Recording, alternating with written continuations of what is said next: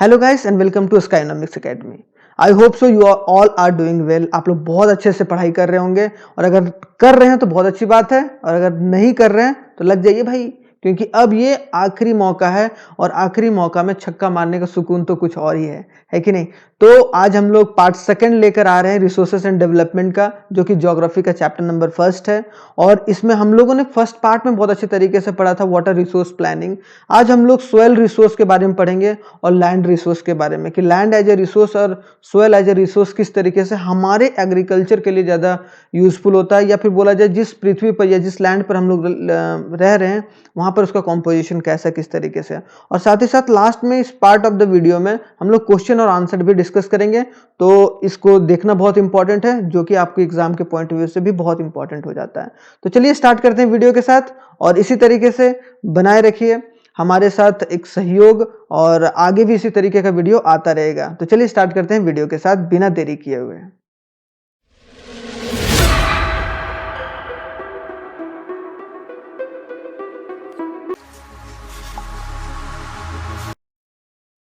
है तो आप लोग कैसे हैं और आप लोग किस तरीके से पूरा तैयारी लेकर चल रहे हैं, वो आप लोग जरूर एक बार बताइएगा कमेंट बॉक्स में। और जो स्ट्रैटेजी और जिस मकसद से हम लोग कंप्लीट रोड मैप की ओर बढ़े थे क्लास 10th के सोशल स्टडीज को लेकर, उसको आज फिर एक एक नया स्टेप है और एक नया वीडियो आ रहा है आप लोगों के पास। तो क्लास 10th का जो सोशल साइंस का पेपर है, मैं फिर से याद दिला देता हूँ, 15 मार्च, मार्क डेट। मैं बार बार बोलता हूँ ये बात। तो बोर्ड एग्जाम के लिए जो हम लोग तैयारी कर रहे हैं, तो आज इसी के सिलसिले में पार्ट सेकंड आज हम लोग पढ़ेंगे। वो नेक्स्ट स्लाइड में आप लोगों को पता चल जाएगा। और अगर आप लोगों को प्रॉपर पीडीएफ चाहिए होगा तो आप लोग हमारे इस व्हाट्सएप नंबर पर एक बार आप बता सकते हैं, ठीक है। ये हमारा फेसबुक आईडी, ये हमारा इंस्टाग्राम आईडी, यहाँ भी आके हम लोगों को फॉलो कर सकते हैं आप लोग। तो चलिए स्टार्ट करते हैं कि आज आखिरकार हम लोग पढ़ेंगे क्या। आप लोगों को थंबनेल से तो पता चल ही गया होगा, लेकिन आज हम लोग क्या पढ़ेंगे। आज हम लोग पढ़ेंगे रिसोर्सेस एंड डेवलपमेंट, है कि नहीं। रिसोर्सेस एंड डेवलपमेंट का पार्ट सेकंड हम लोगों ने फर्स्ट पार्ट ऑलरेडी पढ़ रखा है। तो इसी जुनून के साथ, इसी जोश के साथ हम लोग इस वाले पार्ट को भी कवर करेंगे और बहुत अच्छे तरीके से कवर करेंगे। ये चैप्टर नंबर फर्स्ट है, इसी तरीके से सारा चैप्टर्स हम रिवाइज करेंगे साथ ही साथ। तो यहाँ पर एक बात बोला गया कि रिसोर्सेस एंड डेवलपमेंट, हमारे पास रिसोर्सेज तो बहुत सारे रहते हैं। जैसे आप लोगों के पास पढ़ाई का रिसोर्सेज बहुत सारा है कि नहीं। माता पिता रिसोर्सेज प्रोवाइड करते हैं, लेकिन आप लोग पढ़ते नहीं है कि नहीं। अगर पढ़ते हैं तो बहुत अच्छी बात है, अगर नहीं पढ़ते हैं तो फिर उस पर फोकस करिए। तो एक बार रिसोर्सेज आ जाता है ना, तो आप रिसोर्सेज के बाद डेवलपमेंट आता है। किसी इंसान के पास डेवलपमेंट तभी आएगा जब उसके पास प्रॉपर कोई रिसोर्स होगा, है कि नहीं। रिसोर्सेज, तो रिसोर्सेज से डेवलपमेंट होता है। जैसे यहाँ पर आप देख सकें कि भाई यहाँ पर एक बंदा यहाँ साफ सफाई कर रहा है, यहाँ पर एक डस्टबिन में डाल रहा है, तो कहीं ना कहीं यहाँ पर विंड मिल चल रहा है, यहाँ पर सोलर पैनल लगा हुआ है, मतलब डेवलपमेंट का प्रोसेस चल रहा है। तो हम लोगों ने फर्स्ट पार्ट में दो टॉपिक कवर करा था, development of resources and resources planning, और रिसोर्सेज प्लानिंग इन इंडिया, कि रिसोर्स में किस तरीके से प्लानिंग किया गया हमारे देश में। आज हम लोग इन तीन टॉपिक को कवर करेंगे और क्वेश्चंस के साथ साथ, क्योंकि फर्स्ट पार्ट में हम लोगों ने क्वेश्चंस के साथ साथ भी कवर करा था। तो इसमें क्या कवर करेंगे आज, conservation of resource, land resource क्या होता है, लैंड यूटिलाइजेशन किस तरीके से किया जाए, लैंड यूज और पैटर्न हमारे देश में कैसा है, और लैंड डिग्रेडेशन उसका मेजर्स क्या है, सॉइल का रिसोर्स क्या है, सॉइल इरोजन क्या है। थोड़ा सा लंबा होगा, 30-40 मिनट का वीडियो होगा, तो आप लोग एक बार धीरज बना कर रखिएगा, क्योंकि यहाँ आप लोगों को बहुत सीखने का मौका मिलेगा। और as a citizen of India, as a student of India, as a bright future of India, आप लोगों को सारी चीजें पता होनी चाहिए सोशियली, ठीक है। तो चलिए स्टार्ट करते हैं आज थर्ड वाले टॉपिक से। जो हमारा टॉपिक सेकंड है, land and soil as a resource, है कि नहीं। कि लैंड को एज अ रिसोर्स क्यों बोला गया, क्योंकि लैंड है, कब है लैंड, जब सॉइल है।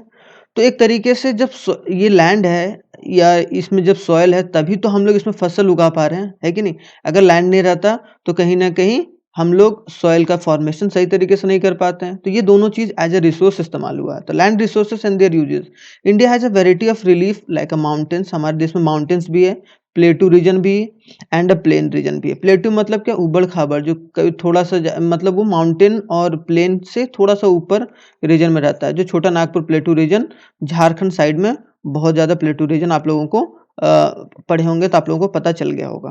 तो 43% हमारे देश में है क्या, with a plain, and they provide a cultivation of land and growing crops. हमारे देश में कल्टीवेशन के लिए जो प्लेन लैंड है और ग्रोइंग क्रॉप्स के लिए जो प्लेन लैंड है, वो कितना है, 43% है। 30% हमारे देश में माउंटेन्स है और जो प्रोवाइड करता है क्या, natural resources like a forest and a wild life, है कि नहीं। वाइल्ड लाइफ और नेचुरल रिसोर्स प्रोवाइड करता है 30%। 27% क्या हमारा रीजन हमारे देश में प्लेटू रीजन है, क्योंकि हम अपने देश के बारे में बात कर रहे हैं। प्लेटू रीजन में खास करके क्या पाया जाता है, minerals, forest and some arable lands, और कुछ एरिएबल लैंड्स, मतलब मिनरल्स वगैरह ज़्यादातर कहाँ से जनरेट किया जाता है या प्रोड्यूस किया जाता है, तो 27% जो कि प्लेटू रीजन से है। तो आई होप सो आप लोगों को ये पता चल गया होगा इंडिया का पैटर्न क्या है, कि किस तरीके का कितना कितना माउंटेन है, कितना प्लेटू है, कितना प्लेन रीजन है हमारे देश में। उसके बाद आता है land resource are use for the following purpose. हमारे देश में लैंड रिसोर्स के रूप में यूज होता है, बहुत पर्पस के लिए इस्तेमाल होता है। पहला क्या, फॉरेस्ट के पर्पस से, अगर आप लोगों को जंगल लगाना है तो आप लोगों को लैंड की जरूरत पड़ेगी। Land is not available for cultivation, जो लैंड, वैसा लैंड जो कल्टीवेशन के लिए अवेलेबल नहीं होता है, जैसे बैरन एंड वेस्ट लैंड। जो बैरन होता है, मान लो कि उसमें 10 साल से खेती ही नहीं हुआ है कि नहीं, 10 साल से कुछ प्रोडक्शन ही नहीं हुआ है, तो मतलब क्या, वैसा लैंड क्या हो जाता है, बैरन लैंड, जिसको बोलते हैं कि उसमें खेती करने के लायक नहीं है कि नहीं। तो वो सब सारे लैंड क्या है, वेजिटेबल लैंड्स हैं। और बी है कि land put on a non agriculture use, जैसे बिल्डिंग्स वगैरह है, रोड्स वगैरह है, फैक्ट्री लगा लेते हैं, तो वो सब क्या है कि उसमें एग्रीकल्चर एक्टिविटी नहीं हो सकता है, तो वो सब क्या है कि कल्टीवेशन के लिए अवेलेबल नहीं है। आई होप सो आप लोगों को ये भी बातें क्लियर होंगी। अब आता है अदर अनकल्टिवेटेड लैंड कौन कौन से, जैसे फैलो लैंड, जैसे permanent pasture and grazing land, की परमानेंट के पॉस्चर और ग्रेजिंग, ग्रेजिंग मतलब जहाँ गाय भैंस बकरियां वगैरह जाके घास चरती हैं, ठीक है। Land under a miscellaneous tree crops groves, जहाँ पर ट्रीज वगैरह बहुत ज़्यादा है हमारे देश में, है कि ना, ट्रीज वगैरह ज़्यादा है, तो वहाँ पर वो सब सारी चीज़ें अवेलेबल नहीं है। तो आई होप सो ये भी बात क्लियर होगा। क्या है कल्चरेबल वेस्ट लैंड, जैसे left uncultivated for more than 5 agriculture years. देखो मिनिमम क्या, 5 अगर साल आप छोड़ दिए हैं ना, 5 अगर साल आप छोड़ दिए हैं कोई भी लैंड को, तो वो क्या, एग्रीकल्चर उसमें उगाने के लायक वो जमीन बच नहीं जाता है। क्योंकि एक बार क्या है कि आप दिमाग चलाना बंद कर दो तो क्या होगा, आपका भी लैंड या आपका जो ब्रेन है वो बैरन हो जाएगा, मतलब खाली हो जाएगा, मतलब उसको कोई प्रोडक्टिविटी नहीं दिखेगा। तो आई होप सो यहाँ तक क्लियर होगा। कोई भी डाउट होगा तो आप लोग कमेंट करके कमेंट बॉक्स में बता सकते हैं। अब यहाँ एक आता है फैलो लैंड। फैलो लैंड आखिर होता क्या है, तो फैलो लैंड दो तरीके से, करंट फैलो मतलब लेफ्ट विदाउट कल्टीवेशन फॉर 1 और less than 1 years of agriculture, अगर 1 साल और 1 साल से कम के लिए छोड़ दिया गया है। जैसे मान लो कि देखो यहाँ एग्रीकल्चर नहीं किया जा रहा है, इसमें क्या है कि पानी वानी दे के छोड़ दिया गया ताकि ये क्या अपनी प्रोडक्टिविटी वापस ला पाए, प्रोडक्टिविटी वापस ला पाए, तो गोबर वगैरह दे के छोड़ दिए, तो मतलब क्या बोल के उसको फैलो लैंड बोलेंगे, जो अनकल्टिवेटेड 1 साल के लिए छोड़ दिया जाता है, ठीक है। और other other than of current fallow के अलावा लेफ्ट अनकल्टिवेटेड फॉर 1 और 5 ईयर्स। और अदर क्या होता है, अदर फैलो लैंड क्या होता है, जो 1 से 5 साल के लिए अनकल्टिवेटेड या उस पर हम लोग कोई प्रोडक्शन वगैरह नहीं करते हैं। नेट सोन एरिया क्या होता है, जहां पर हम लोग कहीं ना कहीं टोटल हमारा एरिया कितना है, तो total geographical area of India कितना है कि 3.28 मिलियन स्क्वायर किलोमीटर। हमारा देश का टोटल जो एरिया है, जोग्राफिकल एरिया, वो 3.28 मिलियन स्क्वायर किलोमीटर है। Land use data however available only for 93% of total geographical area. उसमें भी लैंड जो यूज है डेटा में हमारे देश में 7% तो यूज ही नहीं हो रहा है हमारे देश का लैंड, और जो 93% यूज हो रहा है वो कहीं ना कहीं हमारे जोग्राफिकल एरिया में काउंट होता है। At present there is 130 million hectares of degraded land in India. इतने डिग्रेडेड लैंड है, मतलब जो कहीं ना कहीं खराब है। And 28% belongs to a forest, और 28% का फॉरेस्ट डिग्रेडेड लैंड है। एंड 56% ऑफ, मतलब कहीं 130 आपको एग्रीकल्चर वाला, मतलब जहाँ प्रोडक्शन हो सके, और बाकी सारा 28% कहाँ है, फॉरेस्ट से रिलेटेड, और 56% कहाँ है, जहाँ वाटर वगैरह पाया जाता है हमारे देश में, ठीक है। तो land use pattern in India is determined by both physical such as a topography, climate के हिसाब से, सॉइल के टाइप से हमारे देश में खेती की जाती है। ऐसा तो नहीं होता है ना कि आप ब्लैक सॉइल में जाके आप कुछ अलग अलग प्रोडक्ट आप उगाने लगोगे। ब्लैक सॉइल के लिए अलग एग्रीकल्चर होता है, क्योंकि वो सूटेबिलिटी ऑफ जो सॉइल रहता है उसका एक अलग तरीके से होता है। And human factor such as population density के हिसाब से भी, टेक्नोलॉजिकल कैपेसिटी की, आपका टेक्नोलॉजिकल कैपेसिटी कितना है, तो इसी तरीके से, या ट्रेडिशन किस तरीके से, जैसे बोला जाए कि केरल में केला वगैरह, या बोला जाए नारियल वगैरह ज़्यादा लगाया जाता है साउथ वाले रीजन में, नॉर्थ वाले रीजन में इतना कुछ नहीं होता, मतलब क्या वहाँ का ट्रेडिशन वहाँ का उस तरीके का है कि नहीं। तो ट्रेडिशन के वाइज से भी हम लोग अपने लैंड को यूज करते हैं, ठीक है। अब आता है क्या, human activity that cause a degradation of land. बहुत सारे एक्टिविटीज हैं ये बोला जो ह्यूमन एक्टिविटीज हैं जिसकी वजह से क्या हो गया, हमारा लैंड डिग्रेड हो गया। डिग्रेड मतलब खराब हो चुका है, डिग्रेडेशन ऑफ लैंड। तो डिफॉरेस्टेशन और ओवरग्रेजिंग और माइनिंग एंड क्वेरिंग, तो ये सब सारी चीजें क्या है कि कहीं ना कहीं हमारे देश में डिग्रेडेशन का काम कर रही है, डिग्रेड करने का काम कर रही है। मतलब हमारे देश में जो बोला जाए कि लैंड को खराब करने की बात की जा रही है। तो क्या डिफॉरेस्टेशन मतलब पेड़ों को काट रहे हैं, ओवरग्रेजिंग मतलब गाय भैंस ज्यादा चर जा रही हैं, उससे क्या हो रहा है, मिट्टी जो सॉइल है वो बाहर आ जा रहा है। फिर माइनिंग एंड क्वेरिंग, फिर माइनिंग हो रहा है, क्वेरिंग हो रहा है। माइनिंग वगैरह जैसे कोल वगैरह निकाला जा रहा है, तो वो सब सारी चीजें देखो यहाँ पर आप लोगों को पता चल गया होगा यहाँ पर किस तरीके से लैंड को बर्बाद किया जा रहा है। तो आई होप सो यहाँ तक आप लोगों को क्लियर होगा। यहाँ एक बात ध्यान रखना, 130 million hectare of land degraded land है। मतलब क्या कि जो कल्टीवेशन के लिए अवेलेबल नहीं है। तो मैंने बोल दिया था एग्रीकल्चर के लिए, तो वो कल्टीवेटेड के लिए नहीं, मतलब उसको उसमें खेती नहीं हो रही है। आई होप सो यहाँ तक क्लियर होगा। अब चलते हैं नेक्स्ट वाले स्लाइड पर क्या है। तो नेक्स्ट वाले स्लाइड में बहुत अच्छे तरीके से बताया गया है कि किस तरीके से जो अदर फैक्टर है that led to a degradation of land, के कौन कौन से अदर फैक्टर हैं जिसकी वजह से हमारा लैंड जो हो रहा है वो डिग्रेड हो रहा है। डिग्रेड होने का मतलब क्या, एक होता है ग्रेड, ग्रेड मतलब क्या, ग्रेडिंग होना, मतलब आपका बढ़ रहा है। एक होता है डिग्रेड मतलब खत्म हो रहा है। तो क्या over irrigation making the land saline and एल्काइन, मतलब क्या ओवर इरिगेशन, ज्यादा पानी वगैरह आप यूज कर रहे हैं। Dust generated from the current premium industry, industry से जो डस्ट वगैरह जनरेट हो रहा है वो आप कहाँ कहाँ छोड़ रहे हैं, लैंड में छोड़ रहे हैं, और उससे क्या हो रहा है, लैंड डिग्रेड हो रहा है। इंडस्ट्रियल एफ्लुएंट्स, इंडस्ट्रियल एफ्लुएंट्स मतलब जो भी वेस्टफुल प्रोडक्ट निकल रहा है इंडस्ट्री से, तो वो सब सारी चीजें क्या कर रहा है, हमारे देश के लैंड को डिग्रेड कर रहा है। तो आई होप सो ये भी बात आप लोगों को पता होगी, क्योंकि एक बार आप वहां से क्या कर रहे हैं कि यहाँ पेड़ लगा हुआ, मान लो यहाँ से आप गंदा पानी दे रहे हो, तो इसका मतलब क्या है, यहीं से पूरा ये पानी खींच रहा है, इसकी वजह से क्या हो रहा है, ये भी डैमेज हो रहा है। मतलब क्या हमारा इकोलॉजिकल सिस्टम डैमेज हो रहा है। जैसे इस तरीके से देखो यहाँ पर है कि नहीं, यहाँ पर क्या गड्ढा गुड्ढा हो गया है। तो कहीं ना कहीं क्या है कि ये एग्रीकल्चरल लैंड नहीं ना, यहाँ कुछ बन सकता है, इसको बनाने के लिए बहुत मशक्कत और बहुत पैसा लगेगा। तो आई होप सो ये भी बात आप लोगों को क्लियर होगा डिग्रेडेशन का। तो बात हो गया क्या डिग्रेडेशन कैसे होगा। अब हम लोग सजेशन यहाँ पर दिया गया कि सजेशन फॉर कंजर्वेशन, कि किस तरीके से हम लोग कंजर्व कर सकते हैं, अपने लैंड को बचा सकते हैं। तो एफॉरेस्टेशन, एफॉरेस्टेशन मतलब क्या कि आप ज़्यादा पेड़ पौधा लगाएं। Proper control of grazing, grazing पर कंट्रोल लगाएं, कि जो भी गाय वगैरह जो चर रही है आपकी लैंड में, जो भी घास है उस पर कंट्रोल करना।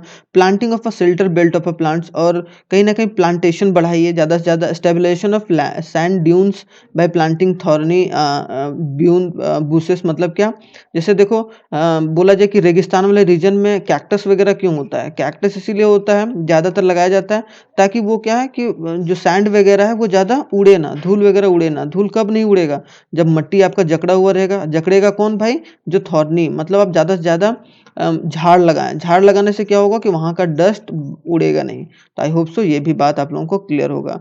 Proper utilisation of wasteland, wasteland का proper utilisation. Control of mining, mining इतना हो रहा है उसको कंट्रोल करना, जो कोयला वगैरह हम लोग इतना निकाल रहे हैं, कोल वगैरह निकाल रहे हैं, या आयरन ओर वगैरह निकाल रहे हैं प्लेटू वाले रीजन से, तो वो सब सारी चीज़ों को कंट्रोल करना।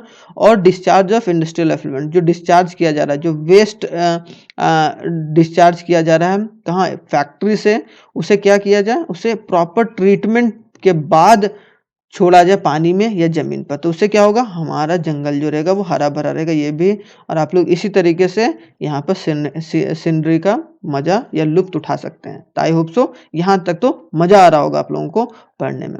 इसके बाद क्या, थोड़ा सा सॉइल के इंपॉर्टेंस के बारे में, और सॉइल क्यों मोस्ट इंपॉर्टेंट बन जाता है। तो soil is the most important renewable natural resource. Soil क्या है, सॉइल को जितना आप फर्टाइल रखोगे, जितना आप लोग सॉइल को अच्छा रखोगे, क्योंकि एक बार सॉइल का फर्टिलिटी खत्म हो गया तो मतलब लैंड कोई काम का नहीं है। लैंड किस पर बेस्ड है, लैंड किस पर बेस्ड है, सॉइल के फर्टिलिटी से। तो आई होप सो ये बात क्लियर होगा। It is a medium of a plant growth, एक मीडियम है सॉइल प्लांट ग्रोथ का, and support different types of living organisms. और जितने भी लिविंग ऑर्गेनिजम्स हैं वो सॉइल से कहीं ना कहीं बहुत लाभान्वित होते हैं, इन द सेंस, है कि नहीं, आप लोगों को पूरा क्लियर होगा वहाँ पर। Relief parent rocks, bed rocks होता है, क्लाइमेट होता है, वेजिटेशन होता है, other forms of the life, time to time important factor of the formation of soils. Formation of soils होता है हमारा, देखो यहाँ पर लेयर्स ऑफ सॉइल्स बताए गए यहाँ पर, कि पहले बेड रॉक्स होता है, उसके बाद पेरेंट मटेरियल्स होता है, फिर सब सॉइल्स होता है, फिर टॉप सॉइल्स होता है, फिर ऑर्गेनिक लेयर्स होता है। इसी तरीके से हम लोग टॉप लेवल पर जाके प्लांट वगैरह लगा सकते हैं। तो इसी तरीके से हम लोग सॉइल को जितना अच्छे तरीके से कंज़र्व करके रखेंगे वो हमारे लिए ज़्यादा इम्पोर्टेंट है। देखो सॉइल जो होता है ना, 1 नंबर का क्वेश्चन 1 मार्कर का क्वेश्चन यहाँ से पूछा जा सकता है कि soil also consist of organic materials, कि सॉइल में कौन-कौन से ऑर्गेनिक मटेरियल पाए जाते हैं। तो ह्यूमस एंड इनऑर्गेनिक मटेरियल्स, है कि नहीं? ऑर्गेनिक मटेरियल में पूछा बोला जाएगा कि व्हिच ऑर्गेनिक मटेरियल्स कंसिस्टिंग इन या कंसिस्ट इन सॉइल्स, मतलब क्या? ह्यूमस पाया जाता है। ठीक है? तो आप लोगों को ये बात यहाँ क्लियर हो जाना चाहिए। अब है क्या कि factor responsible for the formation of soils, कि सोइल्स का क्या क्या फैक्टर होता है कि नहीं? क्योंकि फैक्टर्स इसीलिए इंपॉर्टेंट हो जाता है क्योंकि अगर मान लो कि वो ब्लैक सोइल है, मैंने पहले भी बताया, या फिर एलुवियल सोइल है, अभी आगे पढ़ेंगे टाइप्स ऑफ सोइल में, उसको किस तरीके से आगे लेकर चला जाए। तो पहला कि कौन कौन से फैक्टर है, कलर ऑफ द सोइल पर अलग अलग सोइल होते हैं, कलर सोइल के कलर होते हैं, थिकनेस ऑफ द सोइल अलग अलग होता है, टेक्सचर अलग अलग होता है, एज अलग-अलग होता है, केमिकल एंड फिजिकल प्रॉपर्टीज अलग-अलग होता है। तो ये सब फैक्टर हैं जो रिस्पॉन्सिबल होता है फॉर्मेशन ऑफ सॉइल्स में, कि सॉइल का फॉर्मेशन होना, फॉर्म्ड होना, एक ये सब सारी पांचों ये 4-5 फैक्टर पर डिपेंड करता है।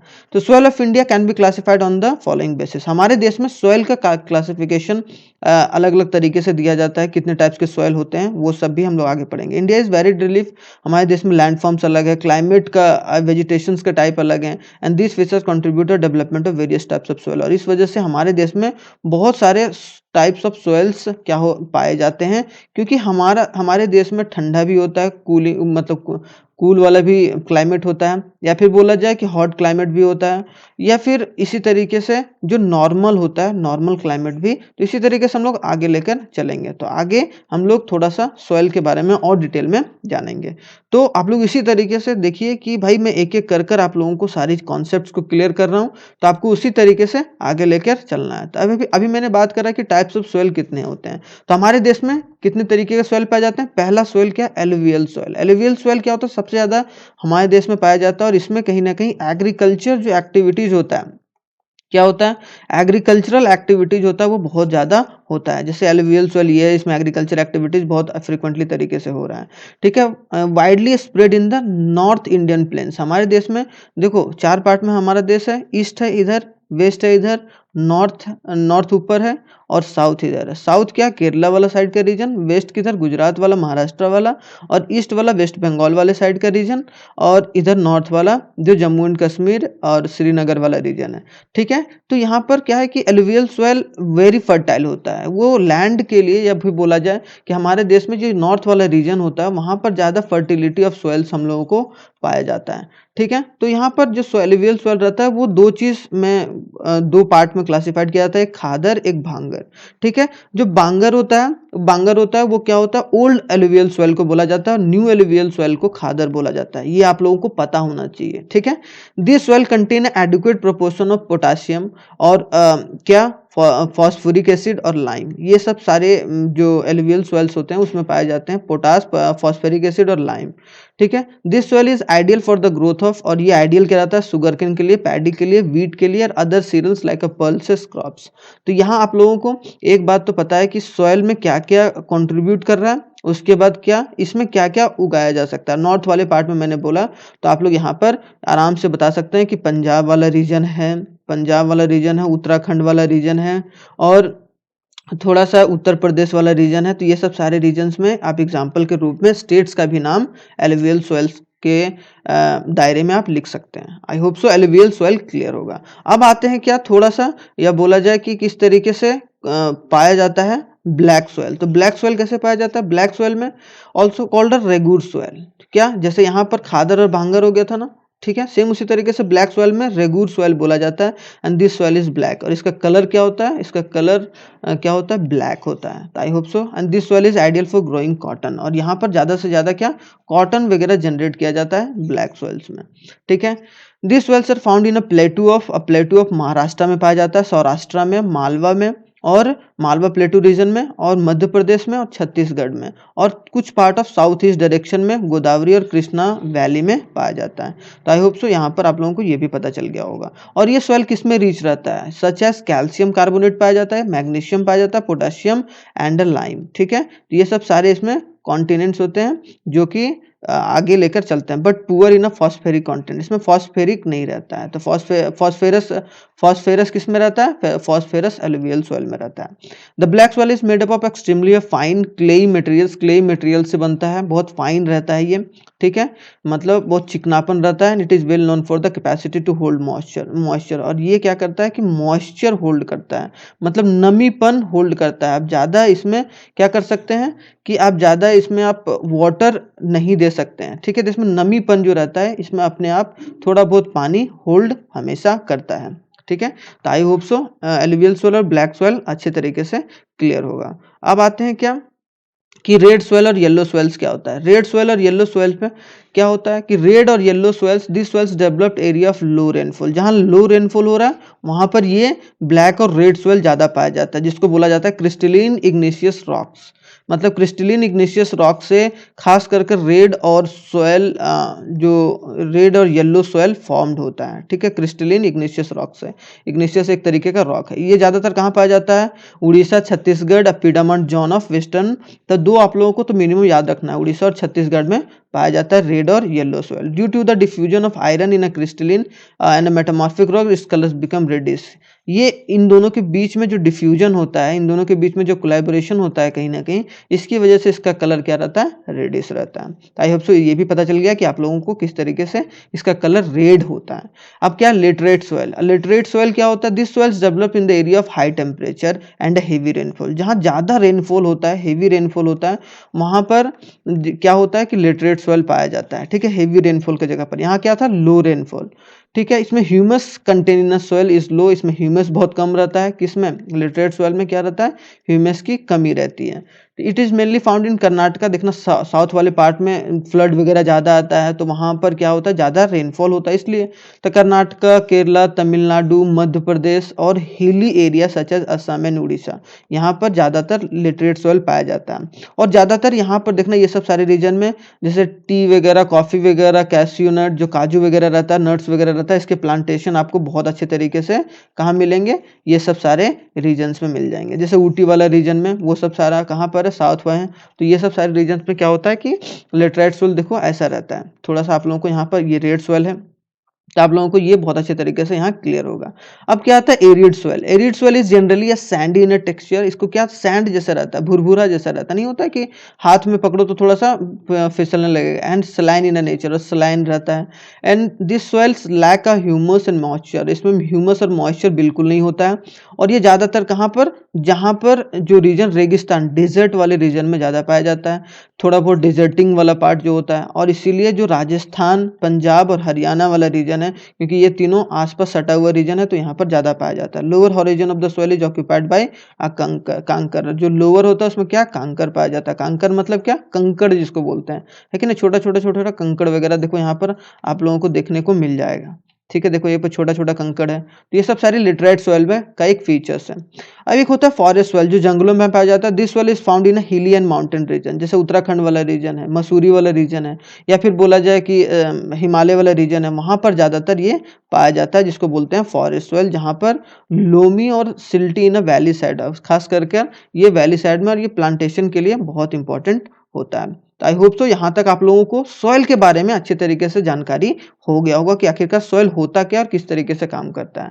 अब आते हैं क्या, सॉइल इरोजन। सॉइल इरोजन का मतलब क्या होता है, सॉइल का डिस्प्लेसमेंट होना। देखो यहाँ पर क्या, यहाँ पहले पूरा पूरा मिट्टी था, एक बार पानी आया, बाढ़ वगैरह आया, यहाँ का सॉइल कहीं और ट्रांसफर कर दिया।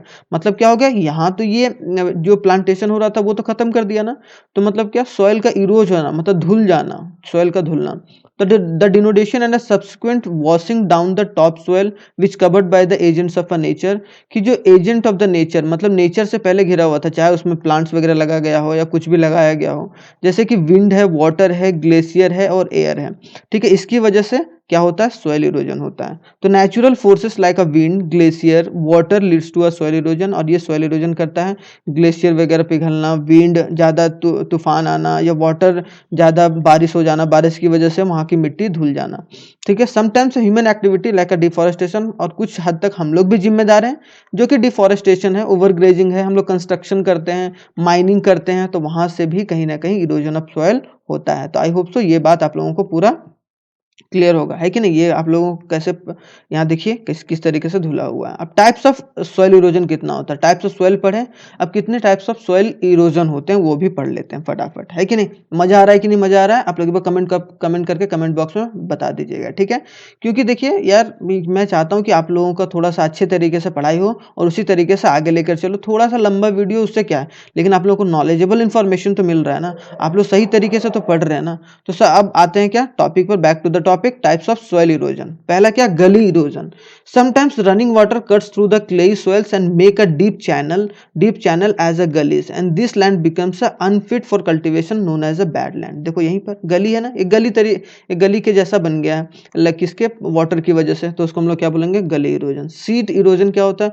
देखो यहाँ पर ये मैंने बोला सीट इरोजन, जो ऊपरी ऊपरी भाग, in a Chambal basin such as lands are called ravines and sometimes water flows as a sheet over the large area down the slope. मतलब क्या, ऊपर ऊपर वाला जो परत है वो धुल जाना, है कि नहीं? ऊपर ऊपर वाला जो जैसे अचानक से बाढ़ आ गया तो ऊपर ऊपर वाला रीजन पूरा धस गया, या धस नहीं गया, मतलब ऊपर ऊपर वाला रीजन जो सॉइल होता है वो हट गया।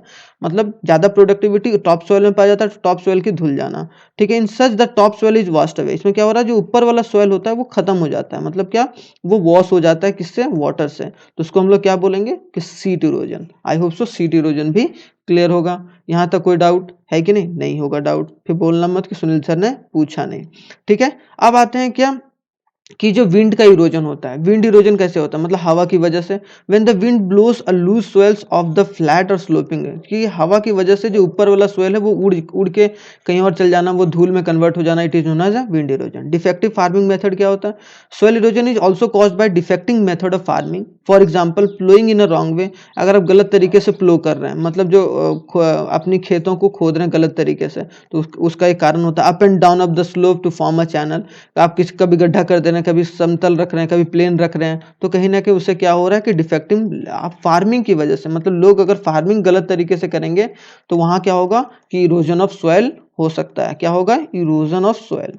तो ये भी बात आप लोगों को पता होना चाहिए। अब मेजर्स क्या है, किस तरीके से हम लोग सॉइल को कंजर्व कर सकते हैं? तो पहले काउंटर प्लॉगिंग, अच्छे से प्लॉगिंग करें, मशीन्स वगैरह टेक्नोलॉजी वगैरह इस्तेमाल कर सकें, ताकि हमारा जो जो सॉइल है वो कंजर्व हो सके। और इसी तरीके से प्यारा प्यारा क्या है कि हम लोग पेड़ पौधा लगा सकें, तो देखने में कितना सुंदर लगता है।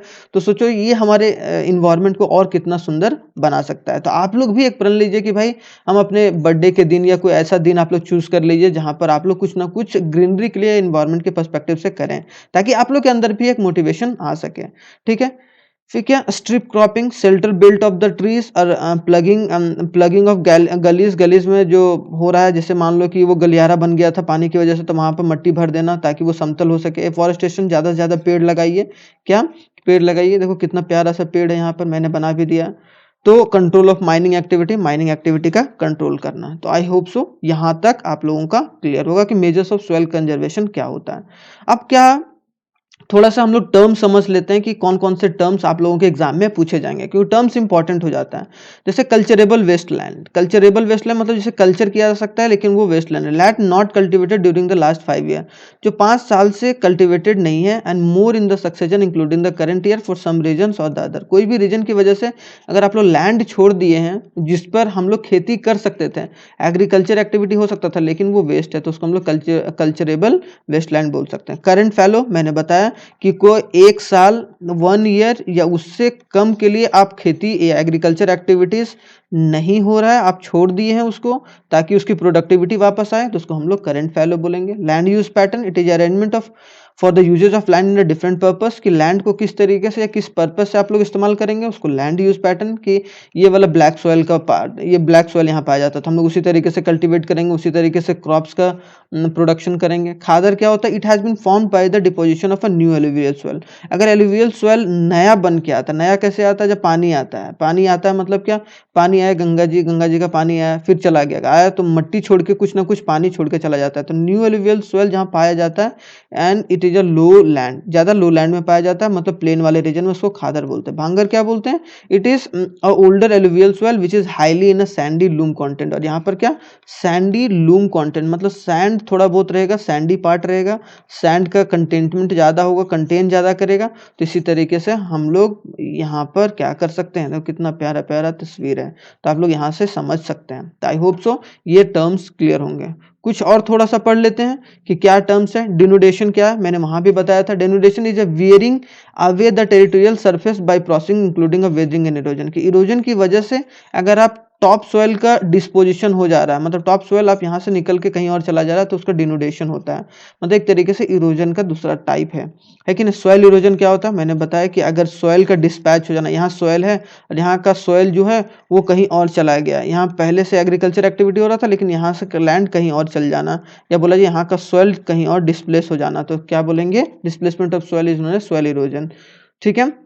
उसके बाद बैड लैंड क्या होगा, types of arid lands and clay rich and can be extendedly eroded by a wind. Wind और वाटर की वजह से जो लैंड गड़बड़ किया गया है, जिस पर क्रॉप्स वगैरह आप जनरेशन नहीं कर सकते हैं, उसको हम लोग क्या बोलेंगे, बैड लैंड, जिस पर अब एग्रीकल्चर एक्टिविटी ना हो रहा। रेविन क्या बोलेंगे, रेविन एक वर्ड आया था, a small narrow strip sided valley, ये वैली के साइड में नैरो स्ट्रीप होता है, लार्जर देन द गली, वो गली वाला जो पार्ट था ना, वो गली वाले रीजन से ज्यादा चौड़ा होता है, न smaller than the canyon and used to worn by running water. इसको क्या रनिंग वाटर के लिए इस्तेमाल किया जाता है। जैसे एक रिवर बोला जाता है ना, तो रिवर, वो दो रिवर क्या होता है, खुले में है, लेकिन रेविन क्या होता है कि वो वैली के बीच में, इधर भी पहाड़ है, इधर भी पहाड़ है और इधर भी पहाड़ है, और बीच में यहाँ से क्या हो रहा है कि पानी जा रहा है, तो इसको बोलेंगे रेविन। तो आई होप सो आप लोगों को यहाँ तक क्लियर होगा, इसमें यहाँ तक कोई डाउट नहीं होना चाहिए, है कि नहीं। यहाँ कोई डाउट होगा तो आप लोग फटाफट पूछ सकते हैं। तीन चार टर्म्स और बचे हैं। सीट इरोजन, जो रिमूवल ऑफ टॉप सॉइल, जो थिन लेयर जो सॉइल होता है, टॉप सॉइल का थिन पार्ट जो होता है, अब तो पूरा थिन पार्ट होता है, जो बोलते हैं धूल, जो डस्ट बोलते हैं, डस्ट का खत्म हो जाना वहाँ लैंड के ऊपर से, तो उसको विंड, अगर हवा की वजह से एयर बहुत तेज आया है और उस वजह से क्या हो रहा है कि वहाँ one locate to the another by wind power, wind के पावर की वजह से यहाँ से यहाँ डिस्प्लेस हो गया, तो उसको हम लोग क्या बोलेंगे, wind erosion. Contour ploughing, it is a process of farming by keeping the line of contour on a slopy region. Contour ploughing मतलब अच्छे तरीके से आप क्या कर रहे हैं कि प्लांटेशन कर रहे हैं, लाइन बाय लाइन कर रहे हैं, और प्रॉपर जो टेक्निक होता है उसका इस्तेमाल करके, मतलब टेक्निक का इस्तेमाल करके आप क्या कर रहे हैं कि बैड तरीके से फार्मिंग नहीं कर रहे हैं, बैड फार्मिंग नहीं कर रहे हैं, प्रॉपर इक्विपमेंट्स के थ्रू आप प्रॉपर वहाँ क्रॉप्स को जनरेट कर रहे हैं। क्या प्लगिंग ऑफ गैलरीज, प्लगिंग मतलब क्या कि प्लगिंग ऑफ गैलरीज का मतलब होता है जो गैलरी बन गया है, मान लो ये लैंड है, इधर भी लैंड है, और बीच में क्या हो गया, ये लैंड पानी की वजह से डिस्प्लेस हो गया, तो इसमें क्या है कि हम लोग मिट्टी डाल देंगे, यहाँ भी सोयल है, यहाँ भी सोयल है, लेकिन यहाँ पर क्या वाटर है, तो प्लगिंग बैक जो भी फ्लड की वजह से हुआ है उसको क्या करेंगे, ताकि ज़्यादा से ज़्यादा प्लांट वगैरह यहाँ पर डाल के सोयल और प्लांट्स वगैरह जनरेट कर देंगे। तो plugging of the gullies to prevent the flood, ताकि फ्लड वगैरह फिर से ना आ सके और उसको गैप वगैरह उतना ज़्यादा वहाँ से ना मिल सके। तो आई होप सो ये भी बातें यहाँ तक क्लियर होंगी।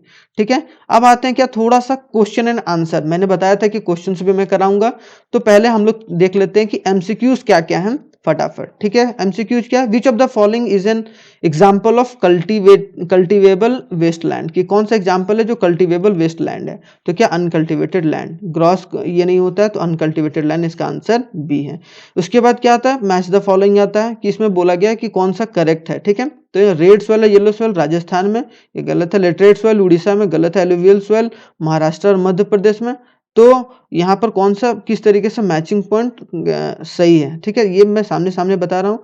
तो जो आंसर सी है वो करेक्ट है। 1 कप बी, 1 कप बी का मतलब क्या, जो 1 कप बी है मतलब रेड और येलो सोयल कहाँ पाया जाता है, उड़ीसा और छत्तीसगढ़ में, है कि नहीं। उसके बाद जो बी का है वो 2 है, बी का 2 है मतलब क्या, जो उड़ीसा और छत्तीसगढ़ में वो लिटरेट सोइल पाया जाता है। और डी का क्या है, 3 है, या फिर बोला जाए कि 1 का बी है, 2 का डी है, सॉरी 2 का डी है। ठीक है, 2 का डी है, केरला और कर्नाटका में पाया जाता है लेटरेट सोयल। उसके बाद 3 का क्या है, ए है, 3 का ए है मतलब क्या, राजस्थान और गुजरात में क्या पाया जाता है, एलुवियल सोयल पाया जाता है। और 4 का क्या है, सी है, मतलब ब्लैक सोयल कहाँ पाया जाता है, महाराष्ट्र और मध्य प्रदेश में। तो इसमें कंफ्यूजन नहीं रखना, आंसर सी है। ठीक है, तो आप लोगों को मैच करना आना चाहिए उसी तरीके से। तो आई होप सो ये भी दोनों क्वेश्चंस क्लियर होंगे। उसके बाद चलते हैं थोड़ा सा यहाँ ग्राफिकल में, कि ग्राफ्स में क्या दिया गया। ग्राफ में दिया गया कि 43% क्या है, हमारा रीजन प्लेन है, और 30% माउंटेन है और जो बचा हुआ पार्ट 27 है वो क्या है, हमारा प्लेटू रीजन है। तो how much percentage land area of plains, तो सिंपल सा पूछा कि प्लेन का एरिया कितना होगा, तो आंसर डी होगा 43%। तो आई होप सो ये बातें क्लियर रखना, क्योंकि आंसर राइटिंग में ये मदद करेगा आप लोगों को। तो ये बात आप लोग समझ लीजिए थोड़ा सा। Analyse the following information given below, consider the one of the following option is correct, कि यहाँ पर क्या है कि आंसर आपको बताना है क्या है, कौन सा आंसर सही है। तो it is formed by deposition of alluvial soils and the east flowing peninsular rivers, it is highly fertile रहता है, वेरियस लैंड और सिल्ट कॉइल पाया जाता है, यहाँ पर खादर और भांगर भी पाया जाता है। तो ये मेन फीचर्स किसका है, एलुवियल सॉइल का है, इसमें कोई कंफ्यूजन नहीं होना चाहिए। और ये पोटास में भी रीच होता है, फॉस्फोरिक एसिड में भी रीच होता है, लाइम में भी। और यहाँ डेफिशिएंट ऑफ ऑर्गेनिक मैटर की थोड़ी सी कमी होती है। तो आई होप सो ये क्या है, main features of alluvial soil है। यहाँ तक क्लियर, यहाँ तक नो डाउट, ठीक है। उसके बाद एक और क्वेश्चन है, क्या है, how many layers of soil has been seen in the soil profile, कि इस प्रोफाइल में जो बताया गया कितने लेयर्स ऑफ सोयल्स हैं। तो पहला 1 2 3 4, तो क्या 4 टाइप्स ऑफ, तो यहाँ आंसर क्या होगा, बी होगा। यहाँ तक clear. In which of one of the following state is overgrazing the main reasons of land degradation, land degradation का मेजर प्रॉब्लम किस स्टेट में ज़्यादा है, तो महाराष्ट्र में ज़्यादा है, क्योंकि वहाँ पर जो कैटल्स वगैरह होते हैं वो बहुत पाए जाते हैं। तो कहीं ना कहीं महाराष्ट्र वाले पार्ट में जो लैंड डिग्रेडेशन हो रहा है ओवर ग्रेजिंग की वजह से, वो वहाँ का एक मेजर प्रॉब्लम है लैंड डिग्रेडेशन का। आई होप सो ये भी क्लियर होगा। अब इसके बाद क्या है क्वेश्चन, देखो, identify the soil which ranges from a red to brown in the colour in the saline in the nature, कि रेड टू ब्राउन रीजन वाला जो सोइल होता है वो कहाँ या कौन से नेचर में पाया जाता है, रेड सोइल वाले पार्ट में, एरिड सोइल वाले पार्ट में, लिटरेट सोइल वाले पार्ट में, या फिर एलुवियल सोइल। तो नहीं, तो एरिड वाले सोइल के टाइप में पाया जाता है रेड टू ब्राउन रीजन, ठीक है। तो आई होप सो यहाँ भी क्लियर है। रेड आप लोग देखना, रेड मत मार देना भाई, ठीक है। Which of the following is not a problem of resources development, इसमें से कौन सा प्रॉब्लम नहीं है कि रिसोर्सेज डेवलपमेंट में, क्या बोला, डेप्लीशन ऑफ रिसोर्सेज, ये तो प्रॉब्लम ही प्रॉब्लम है। Accumulation of resources in a few hand, ये भी प्रॉब्लम है कि किसी एक इंसान के हाथ में आप पूरा जिम्मा सौंप देना कि आप माइनिंग करो, ये करो। इनडिस्क्रिमिनेशन ऑफ एक्सप्लॉयटेशन, इनडिस्क्रिमिनेट करना, ये भी गलत है। इक्विटेबल डिस्ट्रीब्यूशन ऑफ रिसोर्स, अगर इक्वल डिस्ट्रीब्यूशन ऑफ रिसोर्स होगा तो उससे क्या होगा कि थोड़ा वेस्टेज कम होगा, अगर इक्वली डिस्ट्रीब्यूट रहेगा हर एक स्टेट में, या एक इंसान के हाथ में नहीं रहेगा सारा। तो आंसर डी इसका करेक्ट होगा। एसेशन और रीजनिंग है आंसर, ये क्वेश्चन है, क्या है कि proper discharge of disposal of industrial and waste can reduce the land degradation in the suburban areas, क्या प्रॉपर अगर डिस्चार्ज किया जाए या डिस्पोजल किया जाए इंडस्ट्रियल वेस्ट तो वो क्या रिड्यूस करेगा हमारा डिग्रेडेशन ऑफ लैंड, मतलब अगर फैक्ट्रीज वगैरह है उससे जो धुआं वगैरह निकल रहा है, अगर उसको हम लोग या फिर उसका जो वेस्ट निकल रहा है उसको अगर सही तरीके से मैनेज करेंगे तो क्या वो हमारे लैंड के लिए अच्छा होगा, बिल्कुल अच्छा होगा। असर्शन रीजन क्या, it is the state of Punjab, Haryana, western Uttar Pradesh, over irrigation is responsible for the land degradation, की ये सारे में क्या ओवर इरीगेशन ज़्यादा लैंड डिग्रेडेशन का प्रॉब्लम है। तो आंसर डी है। A is false, R is true, A false है और आर ट्रू है, मतलब जो असर्शन रॉन्ग है रीजन सही है, रीजन तो सही है लेकिन असर्शन रॉन्ग है। क्यों, क्योंकि कि जो proper discharge and disposal of industrial waste can reduce a land degradation in suburban areas, जरूरी नहीं सबर्बन एरियाज, वो लगभग सारे रीजन्स में कर सकता है। तो मतलब असर्शन रॉन्ग है जो रीजन दिया गया है उसके हिसाब से। तो आई होप सो यहाँ तक क्लियर होगा। अब आता है क्या कि अब आता है 3 मार्कर का क्वेश्चन या 4 मार्कर का क्वेश्चन। तो इसमें क्या, suggest the explain any 3 type ways to protect the land from degradation in the various state, के लैंड डिग्रेडेशन के लिए आप लोग स्टेप्स बताए थे। फॉरेस्टेशन पहले ही बता चुके हैं, ग्रेजिंग, बेल्ट प्लांट लगाइए, थॉर्नी बुशेस लगाइए, माइनिंग एक्टिविटी लगाइए, डिस्पोजल ऑफ एफ्लुएंट वेस्ट लगाइए। ये सबसे ज़्यादा इंपॉर्टेंट क्वेश्चन है कि खादर और बांगर में क्या है कि आप लोगों को आना चाहिए क्या, डिफरेंशिएट। तो it is a new alluvial soil, khadar, bangar क्या, old alluvial soil, lower concentration या higher concentration, it is more fine, it is less fine. तो यहाँ आप लोग 3 मार्कर का क्वेश्चन आराम से आप लोग कर सकते हैं। तो एक बार जरूर आप लोग अच्छे तरीके से पढ़िएगा, ठीक है। इसके बाद क्या आता है, इसके बाद आता है क्या, describe the 3 main features, describe the 3 main features of alluvial soils found in India, कि 3 मेन फीचर्स क्या है जो एलुवियल सॉइल में पाया जाता है। तो widely in the northern plain and 3 Himalayan rivers such as Indus, Ganga और ब्रह्मपुत्रा की वजह से हमारे जो प्लेन रीजन है वहाँ पर ज़्यादा फर्टिलिटी होता है, फर्टिलिटी ऑफ सॉइल्स रहता है, खादर और बांगर पाया जाता है, और कंटेंट क्या करता है, पोटास, फॉस्फेरिक एसिड्स और lime. Describe any 5 distinct characteristics of arid soil. Arid soil का डिस्टिंक्शन कीजिए। तो arid soil is a range from red to brown, अभी मैंने एमसीक्यू में बताया था। They are sandy in texture and saline in natures, और ये dry climate and high temperature region में पाया जाता है, और इवापोरेशन इज फास्टर होता है, क्योंकि सैंड वाला रीजन थोड़ा सा होगा, सैंडी टेक्सचर रहेगा, वहां पर इवापोरेशन ज़्यादा होगा, वहां जल्दी इवापोरेट कर जाएगा वाटर। ठीक है। This soils occupies by a kankar and kankar layers formation in the bottom of the horizon restrict the infiltration of water. वो क्या करता है कि वाटर को इन्फिल्ट्रेट नहीं करने देता है। तो आई होप सो ये दोनों क्वेश्चन भी क्लियर होगा और अच्छे तरीके से क्लियर होगा। एक है क्या कॉम्पिटेंसी, मतलब क्या कि केस बेस्ड स्टडीज क्वेश्चन है। तो रिसोर्सेज के बारे में बताया गया कि वाइटल है ह्यूमन रिसोर्स के रूप में, depletion of resource satisfy greed की वजह से, फ्यू हैंड की वजह से हो रहा है, एक्यूमुलेट कर रहा है कि एक किसी हाथ में है। तो ये सब सारे ओजोन लेयर डेप्लीट हो रहा है, इन्वायरमेंटल प्रॉब्लम आ रहा है, लैंड डिग्रेडेशन हो रहा है, और इक्विटेबल डिस्ट्रीब्यूशन ऑफ रिसोर्सेज हो रहा है। और ये एसेंशियल पार्ट है कि हमारे क्वालिटी ऑफ लाइफ बना रहे, और जो हमारा प्लानट डेंजर में है उसको किस तरीके से सुरक्षित कर सके और सस्टेनेबल डेवलपमेंट को लेकर चले। एक बार आप लोग जरूर ये पैराग्राफ पढ़िएगा, उसके बाद आप लोग थोड़ा सा देखिएगा कि क्या आंसर्स वगैरह क्या दिया जा रहा है या कौन सा क्वेश्चन पूछा जा रहा है। तो क्वेश्चंस क्या क्या है एक बार फटाफट पढ़ लेते हैं। Resources are vital for the human being survival as well as the maintenance of quality of क्या क्वालिटी ऑफ लाइफ कि एक वाइटल है ह्यूमन सर्वाइवल के लिए रिसोर्सेज की जरूरत, लेकिन वो क्वालिटी ऑफ लाइफ हमारे देश में या कोई ऑल ओवर द वर्ल्ड में क्वालिटी ऑफ लाइफ को मेंटेन करने के लिए भी रिसोर्सेज की आवश्यकता होती है। ठीक है। टू क्या है, dash is existence of component of sustainable development. क्या है कि sustainable existence of component of sustainable development, कि हम लोग सस्टेनेबल एग्जिस्टेंस बनाएं किस तरीके से और आगे लेकर चलें। Resources dash is the essential for the sustainable existence for all forms of the life.